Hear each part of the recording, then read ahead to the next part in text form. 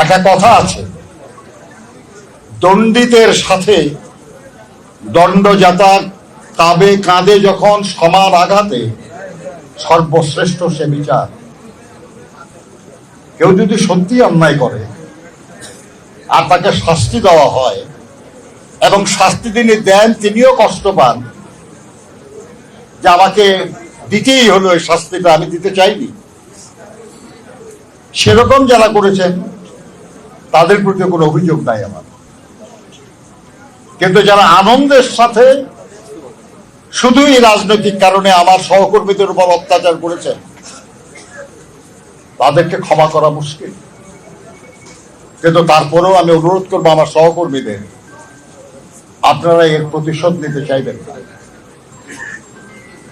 কারণ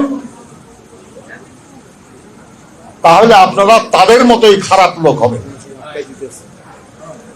আমি অনুরোধ করবো আপনারা ভালো থাকুন।